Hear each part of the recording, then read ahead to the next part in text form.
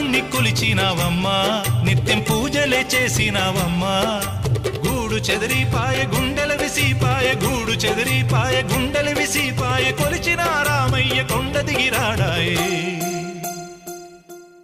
వందనాలమ్మా అమ్మా వందనాలమ్మా